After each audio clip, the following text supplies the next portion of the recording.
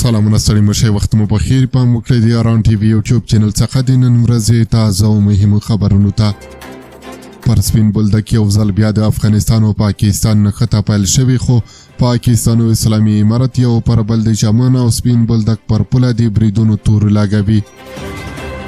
سرچینه وایي چې د اسلامي امارت ځواکونو د سپین بولدک چمن د بابا دوستۍ په نوم دروازې ته چاودنه ورکړې ده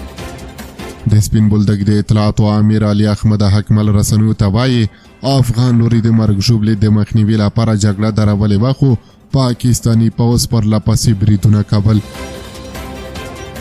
اخوا د افغانستان اسلامي امارت وایي ذبیح الله مجاهد وایي نن جمعه ماښام پاکستاني اړخ یو ځل بیا د کندهار په سپین بولدک ولسوالۍ کې د افغانستان پر لوري بریدونه پیل کړل چې افغان ځواکونه یې هم غبرګون ته اړ کړل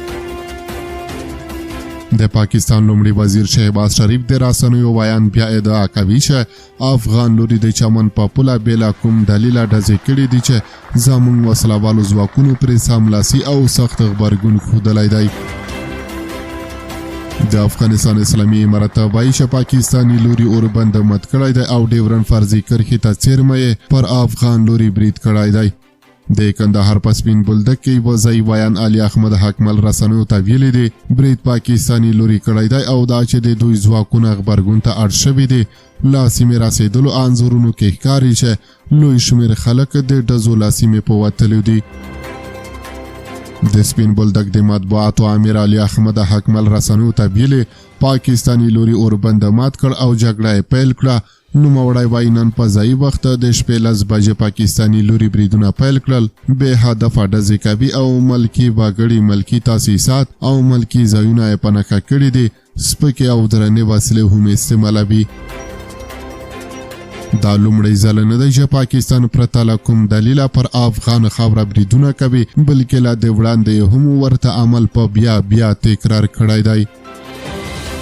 که څه هم دواړه هیوادونه د منځګړو هیوادونو په غوښتنه د سولې خبرو ته کېناستل مګر پاکستان غواړي پر اسلامي امارت د نه منلو وړ غوښتنې ومني کومې چې اسلامي امارت ته د منلو وړ نه دي